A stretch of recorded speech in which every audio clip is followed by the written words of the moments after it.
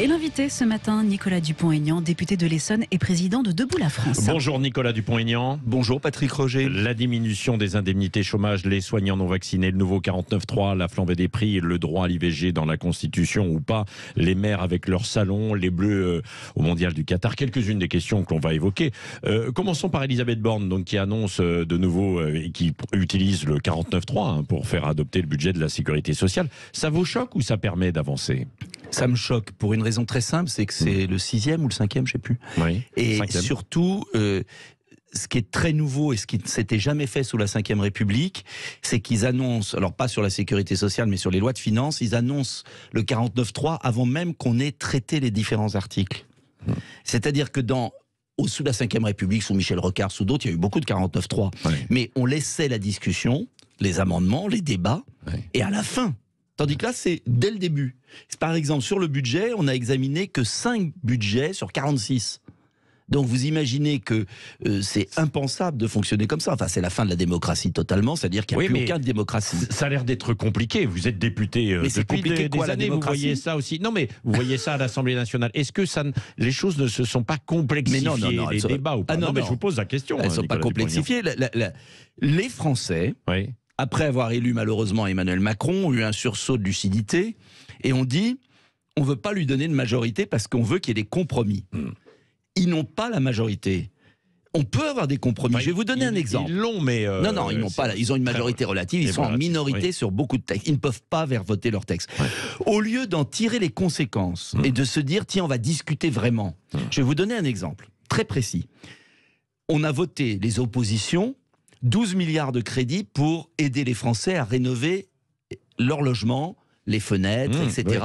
Ce qui était la priorité du gouvernement. Donc on ne dise pas, on ne fait pas ce que veut le gouvernement. Et comme ce n'était pas le montant que voulait Madame Borne, 49.3. Donc si vous voulez, vous seriez en Allemagne, vous seriez en Suède, vous seriez aux États-Unis. Le gouvernement accepte de discuter avec les parlementaires. Là, ils ne l'acceptent pas. Alors, ils ont le 49.3. Mais alors, c'est quoi, ils ont le 49.3 pour les lois de finances et lois de finances sociales. Mais ils n'ont qu'un 49.3 pour les autres projets de loi par an.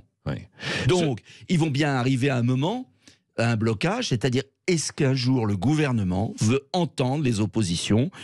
Parce que les Français nous ont donné un pouvoir de blocage. Oui, mais les oppositions ne sont pas forcément sur le même avis. Même si, par exemple, sur la rénovation... Parfois, on est sur le même avis. Voilà, c'est ça. Vous pouvez voter des textes avec la France Insoumise. Mais Nicolas Dupont-Aignan. Quand le texte va dans le bon sens, regardez la rénovation thermique. Un autre point, les voies ferrées. Donc, vous savez qu'on a un retard d'investissement, mais je vais être concret pour les Français. On a un retard d'investissement en matière de voies ferrées. Il y a eu un amendement, je crois, d'un groupe des territoires centristes qui proposait 3 milliards d'euros pour rénover nos voies ferrées. C'est bien sur tous les sujets. Ça a été voté. Le gouvernement le refuse. La taxe sur les super-profits des pétroliers qui abusent de la hausse des prix, ça a été voté. La ristourne de 18 centimes qui a permis d'alléger la peine des Français, mais qui est stoppée aujourd'hui, ça a été voté. Donc on ne dise pas, comme le fait la propagande du gouvernement, qu'on n'est pas capable de s'entendre pour l'intérêt de la France. Donc, il y a une motion de censure déposée par la NUPS, par LFI. Donc, vous êtes prêt à voter cette motion de censure avec la LFI. Je vote toutes les motions de censure, car ce qui est important, c'est pas d'où elles viennent. Je serais ravi que les LR... Les Républicains, moi, Debout la France, nous ne sommes pas assez nombreux pour en déposer une, mais je serais ravi que les Républicains en déposent une. Pourquoi ne déposent-ils pas une motion de censure? Parce que je vais aller un peu plus loin. Allez-y. Si on considère qu'il y a blocage, ça veut dire que les Français doivent trancher. Comment peut-on dire, comme le font les LR, que c'est le gouvernement le pire du monde, qu'il met en danger la sécurité, qu'il ne prend pas des mesures contre les gaspillages, que je pense, qu'il n'aide pas nos PME, qu'il ne prend pas les mesures qu'il faut contre, par exemple, la fraude à la carte vitale, et puis au moment où il y a une motion de censure, il n'y a plus personne. Donc ça veut dire qu'en fait, ils sont la béquille du gouvernement. Oui, les LR sont la béquille du gouvernement. Malheureusement. Alors, ils sont en train d'élire leur président, là, entre Ciotti, Retailleau et Pradier. Vous, si vous deviez voter, voteriez pour qui? Oh là, je me mêle plus de mon ancienne famille. Je vais vous dire, le problème des LR... Elle peut se reconstruire quand même ou pas? Mais je le souhaite pour eux, parce que moi, j'ai jamais voulu de mal à mes anciens camarades, dans la mesure où j'ai eu un désaccord fondamental sur l'Europe et sur le décalage des LR entre les discours qui sont souvent très raisonnables et très bien et la pratique qui est totalement inverse quand ils étaient au pouvoir. Donc, moi, ce que je demande au LR, c'est de mettre en accord leurs pratiques et leurs discours. D'ailleurs, on le voit, je vous parlais de la motion de censure, ils passent leur vie à critiquer le gouvernement, mais quand il s'agit de voter la motion de censure, il n'y a plus personne. Ils passent leur vie à dire que Bruxelles ne va pas. J'ai vu une partie du débat, j'ai pas tout vu hier. C'était formidable. Ils pourraient adhérer à Debout la France. Souveraineté, gaullisme, mais c'était formidable. Donc, mais ils ont signé... Non mais attendez. Ils ont signé tous les accords européens qui ont détruit la souveraineté. Donc ce que je demande au LR, c'est de mettre en accord leurs pratiques et leurs discours. Et s'il y a autant de LR qui adhèrent à Debout la France, c'est bien parce qu'ils retrouvent chez moi, dans le parti que j'ai l'honneur de présider, une certaine idée du gaullisme. Et moi, ce que je souhaite pour l'avenir, c'est que les LR ne servent pas de roue de secours à la destruction du pays d'Emmanuel Macron. On ne va pas passer notre temps à parler des LR, mais d'un mot quand même, il y avait plané l'absence ou la présence, entre guillemets, de Laurent Wauquiez autour de ces débats. Vous pensez que c'est Laurent Wauquiez qui sera mis en orbite si, par exemple, Ciotti est élu ou pas? J'en sais rien. Écoutez, je ne suis pas là pour commenter les LR, je n'en sais rien. Moi, je vais vous dire, ce que je défends Debout la France, je propose une union. J'ai toujours dit au LR qu'il fallait s'entendre avec le Rassemblement national, avec les patriotes de droite comme de gauche, que le pays est en train de crever, que les Français souffrent et que je demande l'union. L'union, parce que je veux qu'on gagne. Et je pense sincèrement qu'il y a moins de différence entre un LR, un Rassemblement national, un Debout la France, qu'entre les NUPES, qu'entre M. Berlusconi et Mme Meloni en Italie. Et je constate qu'en Suède et en Italie, quand les gens s'unissent, ils gagnent. Et je ne comprends pas pourquoi nous avons la droite la plus con du monde qui, excusez-moi, est incapable de voir l'intérêt du pays avant ces petites histoires partisanes. Nicolas Dupont-Aignan, quelques questions assez précises. Est-ce qu'il faut réintégrer les soignants non vaccinés ou attendre les avis des deux comités début janvier, comme l'a dit François Braun? J'ai fait une proposition de loi. C'est la plus grande injustice des dernières années qu'il y ait. Vous savez, vous avez des femmes et des hommes, des milliers, qui sont sans salaire. Aujourd'hui, on dit que c'est un millier d'infirmiers. C'est faux. Complètement faux. C'est faux? Complètement faux. On est à plus de 15 000. Complètement faux. Ah non, mais il y en a certains qui ont quitté aussi la profession. Mais écoutez, les services ne fonctionnent pas. Les opérations sont repoussées parce qu'on manque d'infirmiers. Je connais par exemple une infirmière réanimatrice, anesthésiste, qui est chez elle, et qui n'a même pas le RSA, parce qu'on l'a traité comme un chien. Eh bien, il faut bien sûr les réintégrer. On sait aujourd'hui ce que je n'ai cessé de dire, et on m'a aussi maltraité, que le vaccin n'empêche pas la transmission, que le président Macron et son gouvernement ont menti aux Français. On sait qu'il y a des effets secondaires graves des vaccins.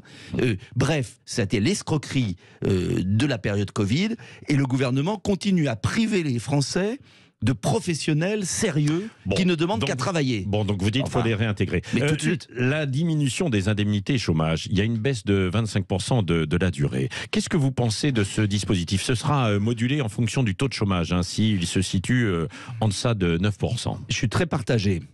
Il y a un bon côté parce qu'on sait qu'il y a des abus, mais moi je suis très inquiet sur les plus de 50 ans, car je remarque que n'en déplaise au gouvernement et malheureusement au MEDEF, vous avez des gens au-delà de 55 ans, là aussi vous êtes mis sur le côté de la société. Et cette mesure, pour les plus de 55 ans, va avoir des effets sociaux dramatiques.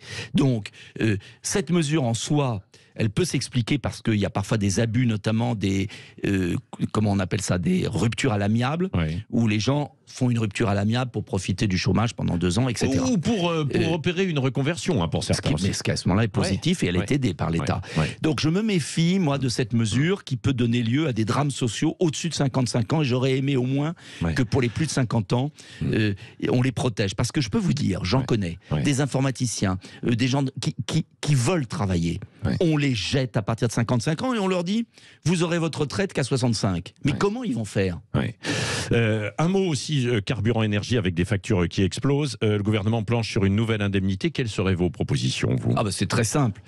D'un côté, l'Allemagne, c'est ça le drame, va mettre 200 milliards d'euros sur la table pour aider ses entreprises. De l'autre, la France a prévu 10 milliards. J'ai rencontré au salon du Made in France beaucoup d'artisans, de chefs d'entreprise au-dessus de 10 salariés, et même quand ils ont moins de 10 salariés, un boulanger qui a un compteur particulier, il n'a pas le bouclier. Ce sont des doublement, triplement, quadruplement de la facture. Vous allez avoir un désastre économique si on ne change pas les aides. Or, les nouvelles aides sont encore beaucoup trop compliquées, beaucoup trop insuffisantes. Ça veut dire des centaines de milliers de chômeurs à la fin de l'hiver. Donc, je vous le dis, il faut changer de braquet. Et il y a une mesure très simple que je propose. Vous savez, les PGE. Le gouvernement refuse de les étaler. Parce que Bruxelles l'interdit. Mais Bruxelles n'a pas interdit, monsieur le chancelier allemand, de mettre 200 milliards de concurrence déloyale. Donc je propose qu'on étale les PGE pour donner une bouffée d'oxygène à toutes nos PME. Et je propose un bouclier énergétique sur, bien évidemment, le gaz et l'électricité, mais pour que ça ne coûte pas trop cher. Et les carburants aussi. Attendez, pour que ça ne coûte pas trop cher sur l'électricité, je propose de revenir au prix national, comme l'ont fait l'Espagne et le Portugal. Sans prix européen, c'est la seule solution pour s'en sortir. L'avortement, le Rassemblement national propose d'inscrire la loi Veil dans la Constitution pour couper court. C'est Marine Le Pen qui dépose un amendement pour constitutionnaliser les acquis de la loi Veil et pas le droit en fait à l'IVG. Elle dit évidemment qu'il y a une nuance. Est-ce que vous êtes d'accord avec cette proposition ? Cette nuance est très importante. Et je vais vous dire pourquoi. Parce que personne ne remet en cause le droit à l'avortement. Le débat qui se pose, c'est la durée, c'est-à-dire le nombre de semaines. Et c'est ce débat aux États-Unis qui est dissimulé. Et le mérite de la loi Veil, c'est qu'elle pose des limites. Et donc, je suis totalement d'accord avec cette proposition. Il faut inscrire la loi Veil, mais pas le droit général. Parce que si vous inscrivez le droit général, on passera de 14 semaines à 20 semaines, à 22 semaines, à 26 semaines, ce qui est inacceptable. Donc ça doit rester dans l'esprit de la loi Veil, quelque chose d'exceptionnel. Vous soutenez Marine Le Pen. Là, je soutiens une proposition de bon sens. De bon sens. Pour éviter, parce que le gouvernement et la majorité cherchent à piéger. Ils cherchent à vous faire dire, soit vous êtes pour le droit à l'avortement et vous devez voter la constitutionnalisation de n'importe quoi, c'est-à-dire jusqu'à un nombre de semaines qui n'est pas défini, soit vous êtes contre et vous êtes un réactionnaire. Eh bien, entre les deux, il y a la loi Veil, c'est tout. Bon, d'un mot, parce que je sais que vous êtes un défenseur du bien-être animal. Quelle est votre position sur la corrida ? Ma position, on la connaît. Je pense que c'est un spectacle barbare. Tout le monde le sait. Pour autant, je n'accepte pas la démagogie de cette proposition de loi et je vais vous dire pourquoi. Parce qu'il y a à peu près 200 taureaux par an. Et c'est trop peut-être. Mais au même moment, M. Caron et LFI ne veulent pas toucher à l'absence d'étourdissement pour des centaines de milliers de bêtes, dans les abattoirs. Donc moi, je voterai quand il y aura un projet global, c'est-à-dire obligation de l'étourdissement et corrida en même temps. Mais je ne vois pas pourquoi il y a 2 poids 2 mesures. Donc, et je pense très sincèrement aussi que la priorité, c'est l'affaire de l'étourdissement, c'est-à-dire l'absence d'étourdissement pour les cultes, et la corrida est en train de s'éteindre. Donc, je trouve que les LFI est en train de faire de la politique aérie sur le bien-être animal. C'est pas plus mal, mais on peut aller beaucoup plus loin. Nicolas Dupont-Aignan, il nous reste 1 minute pour 2 questions. Pardon, désolé, mais est-ce que Adrien Quatennens, il va plaider coupable, etc., est-ce qu'il peut revenir d'une manière ou d'une autre en attendant à l'Assemblée nationale dans son affaire? C'est sa responsabilité, c'est aux électeurs de le juger à la prochaine élection. Voilà. S'il avait du courage, il se représentait devant ses électeurs. Maintenant, c'est sa responsabilité. Bon, voilà. Je suis pas juge. Vous allez regarder la Coupe du Monde de football au Qatar? Je vais regarder comme tout le monde. Ah bon, vous regardez, oui. Arrêtons cette hypocrisie. Moi, je vais vous dire, je n'ai jamais été un ami du Qatar et je n'aurais pas donné la Coupe du Monde au Qatar parce que pour plein de raisons. Maintenant, ils l'ont. Et c'est un peu facile, une fois qu'on l'a donné, de jouer les... c'est horrible, mais là, pourquoi on l'a donné? Et je pense qu'il faut comprendre aussi que tous les pays du monde ont le droit d'avoir des Coupes du Monde à condition de respecter certains droits. On aurait dû les faire respecter. Maintenant que c'est parti, d'ailleurs je remarque que nous sommes un des seuls pays qui a ce débat. Maintenant que c'est parti, Bon, vous avez vu que les équipes européennes qui voulaient jouer avec un brassard là, en faveur de l'inclusion et contre les discriminations ne pourront pas le faire. La FIFA l'interdit. Mais la FIFA fait respecter les règles du sport. On peut pas. Il y a un moment, il faut arrêter. On ne peut pas politiser le sport. Il faut arrêter de tout politiser. Ça ne s'arrête jamais. Vous parlez comme Emmanuel Macron, dites donc. Oui, mais là, je suis d'accord. En revanche, il faut prendre ses responsabilités avant. Quelle incohérence. On la donne et après on veut la retirer. Merci Nicolas Dupont-Aignan, député de l'Essonne et président de Debout la France. Merci. On aurait pu parler aussi du Salon des maires qui s'ouvre aujourd'hui. Les maires des petites communes souffrent énormément. Il n'y a pas de bouclier énergétique. Il n'y a pas de bouclier. Les petites communes rurales sont asphyxiées. Il faut les défendre. Ça coûterait rien du tout de changer la grille de répartition pour sauver nos communes rurales. Merci Nicolas Dupont-Aignan. Il est 8h34 sur Sud Radio.